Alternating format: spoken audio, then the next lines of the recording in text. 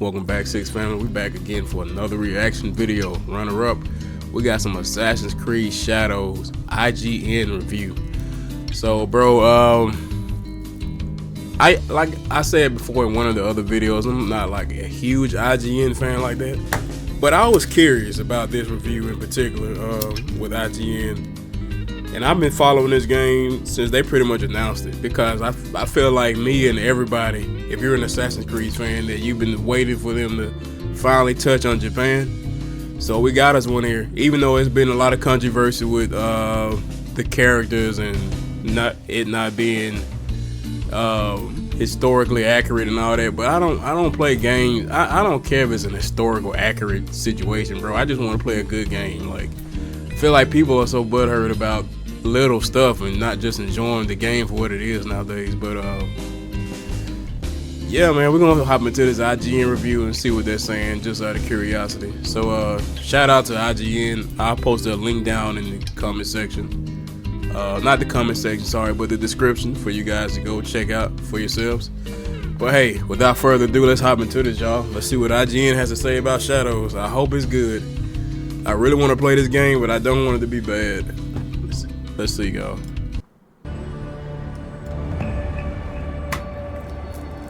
It's wild that it took almost 20 years and dozens of games for the biggest stealth action series around to finally bend towards feudal Japan. It's been that long, yeah. I just said that too. It's been a good little while, yo. Everybody been wanting one since this is pretty much the start. Assassin's Creed Shadows makes the most of that theme, with a great pair of shinobi and samurai heroes sharing center stage that are fun to skulk through giant castles or wade into vicious battles with. Besides the setting, the bulk of the changes this time around focus on making smaller tweaks to well-established systems, such as less cluttered maps and skill trees, while also doubling down on things that really worked in 2023's Assassin's Creed Mirage, like the more focused combat that accompanies its better-paced main quests. Wow. It's not a perfect reset, as imbalances and missed opportunities abound, but I feel more confident than ever that Assassin's Creed could be back and here to stay. And once okay, this is done, we're off to a good start. I will never take up the sword again. Let us get this over with. Like a river in the rainy season, Shadow's story overflows with cliches and tropes. But morally complex intersecting plots still keep the intrigue high, which is the same trick that made Assassin's Creed Valhalla's stories work when they did. I don't think I was particularly wowed by any of the writing on a regular basis, but there are some standout moments of tense reflection and curious happenings sprinkled throughout. Who is behind these murders? I don't know. The typical Assassin's Creed conspiracy woven into it fits perfect. He looks good though, bro. He looks good in detail. I like his dreads. So you can see like the little strands of hair that like hangs off, like, you know what I'm saying? You can see all that little detail. He looks good. He looks good.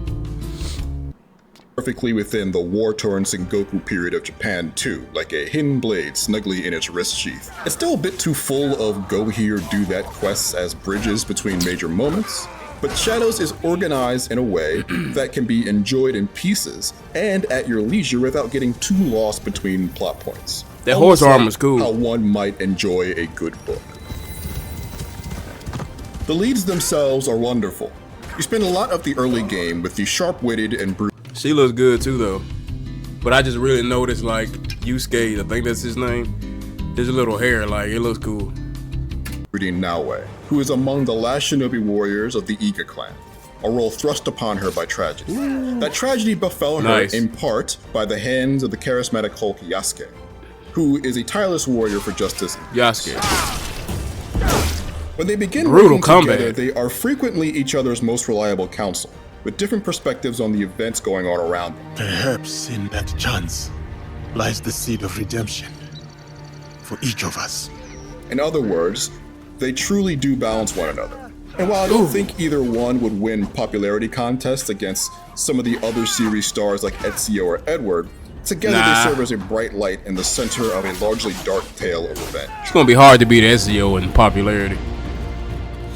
Most of the missions in Shadows starts on the refreshingly intuitive objective board. Thematically, This approach matches the tone of using all of the information you gather to identify hidden members of a secret society trying to plunge Japan into chaos. Functionally, the way it organizes outstanding tasks and the people involved is far more useful than the old bulleted quest lists. Selecting a quest gave me a short list of clues to help discern where the objective was. Past Assassin's Creed games have tried versions of this before, but this one is the first one that I felt consistently made me look at my map and actually deduce where the spot in question might be. Rather than lighting up your map with a galaxy of tooltips, Shadows mostly relies on sparse points of interest icons to push you towards the areas you'll need to Look at that landscape. Even when you climb up to the...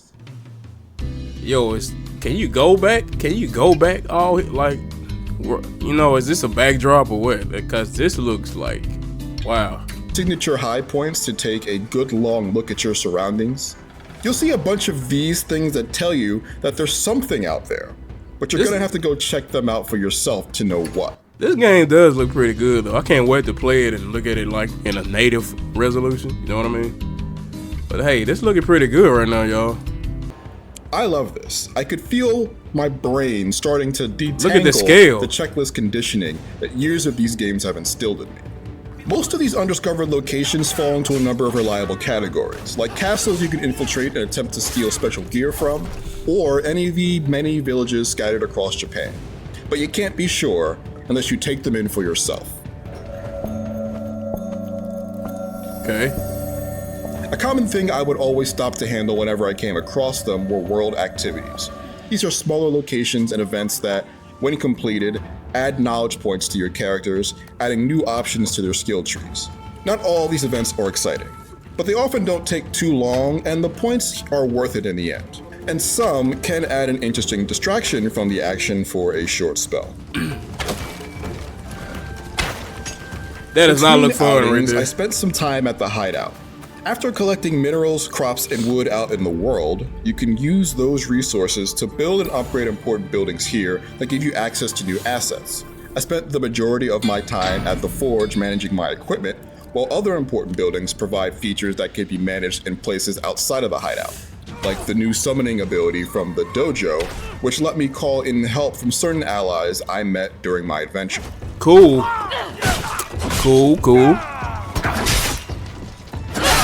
I'm glad I didn't have to dote on this place very much, as I personally can't be bothered to decorate a homestead. But those who can won't be disappointed by the amount of cosmetics available to find and buy. Look at the little kitty. This version of 1500s Japan That looks is a good. beautiful place. There's such a symphony of color over every hill and across every lake. Nice. Each season brings with it incredible landscapes. Wow. Sometimes covered in the copper brown of autumn or entombed in deep white snow. Hey, yo, I can't wait. I was already excited for this game anyway, but this is just really this here is really making me want to play. It looks good, man. No. I found the weather to be some of the best I'd ever experienced in an open world. It was What? hard not to be moved watching powerful winds pick up and bring in rolling. The best? Really? That is a bold statement. He said the best in any open world game he's played. Wow, it's that good, huh? Let me go back just a little bit. Let's go back just a little bit, y'all. Experienced in an open world. It was hard not to be moved watching powerful winds pick up and bring in rolling thunderstorms, especially when nature reacted to it all in real time, as Okay. flocks of birds take flight and ground critters scurry to find safety. And not for nothing, but in my dozens of hours in Shadows, I encountered remarkably few bugs for a game Good. this size. Yes.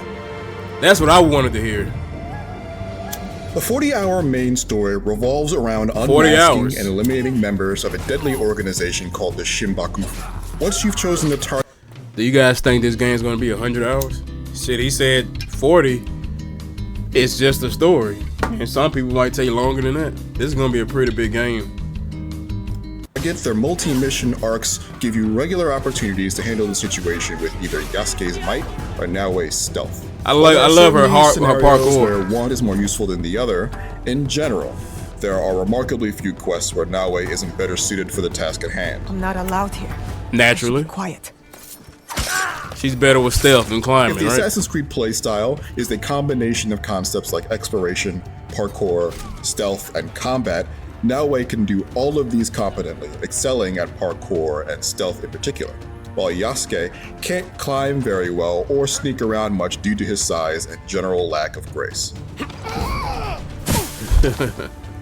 I meant to do. He's just a brute, basically. He is a devastating force in combat, but Yeah. Naoe can simply sneak around most situations that Yasuke would cut his way through, solving them with so much less trouble.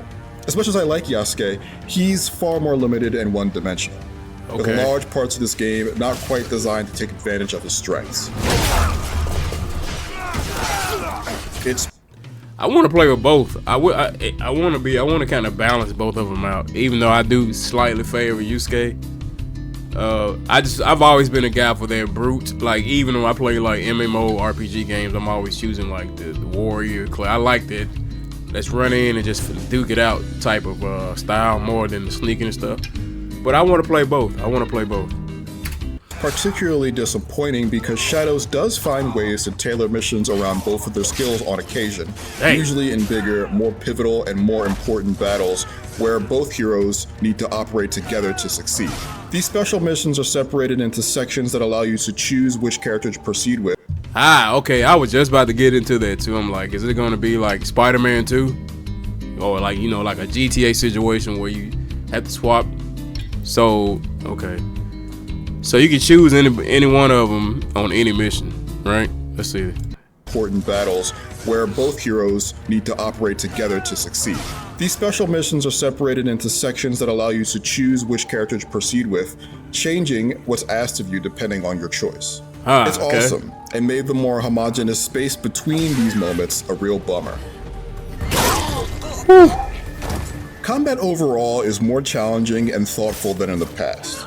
Enemies, especially in groups, are more aggressive and tend to have solid defenses, both in that they block a lot, and also in that many of them are armored, essentially giving them another life bar.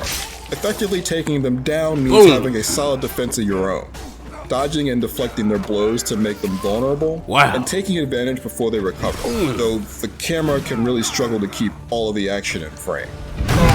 Yo, he's just that. See, I like that kind of shit Combat right there. Encounters really sing when playing as Yasuke, whose suite of weapons are all perfect for decimating enemies. Even outside of his toys, he's a juggernaut of a man, being able to literally run through walls and shake the earth with his blows. Boom! Yeah. Naoe is very fragile by comparison, and while capable of doing lots of damage when Naturally. enemies are vulnerable, she gets overwhelmed easily by mobs, especially well-armored bruisers. Yeah, you can tell her is not. On Yeah. the flip side, Naoe is a menace when striking from the shadows or catching enemies unaware. That's her strong suit. There are some new features, like being able to I'm so glad that they're like have their own distinctive personalities in the way they play, man. Cause she shouldn't be able to be knocking people out like him. You know what I'm saying? But she should be able to be a little bit more agile and quiet and swift. You know what I'm saying? Cause she's smaller, leaner. She's trained more towards that kind of situation. So it makes sense for the two. I like that. crawl and dodge while prone, as well as some returning ones like her Eagle Sense and the long missing Double Assassination, all of which add up to make Naoe one of the most robust assassins in the series. Nice. That's clean.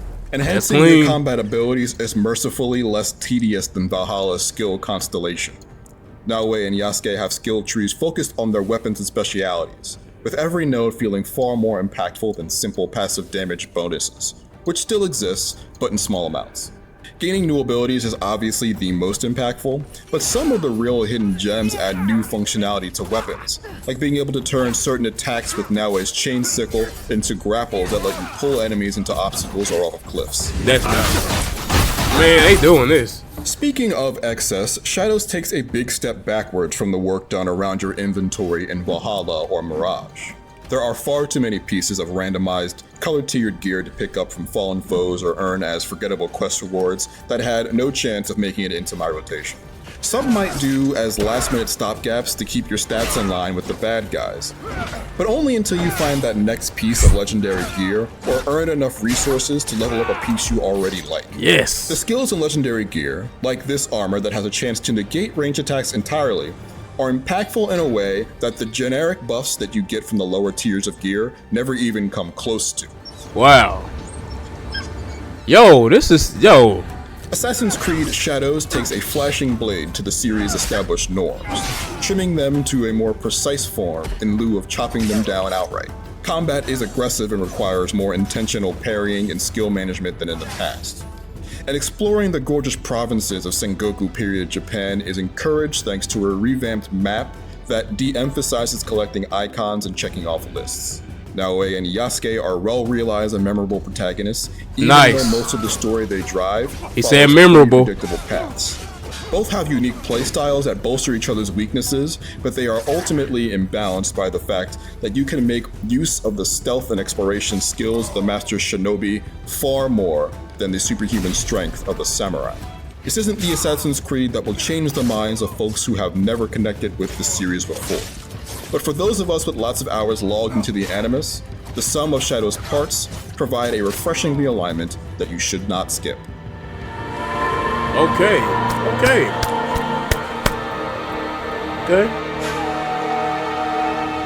For more action, check out our reviews of Monster Hunter Wilds or Xenoblade Chronicles X Definitive Edition.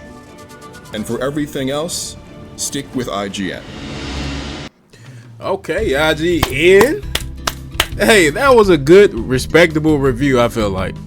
And like I said, I've had my issues with IGN and some of this stuff. I feel like this was a good, respectable review, man. I was intrigued. I was really interested in what he was saying, and he was hitting good points, and he made you want to check the game out. Even though, like I said, my mind was already made up on getting the game anyway. But after seeing that, I'm really happy for it. That was a good review, man. Good score too. Okay, IGN. What do you guys think about that? But let me ask you guys this though. Do y'all think it's going to be a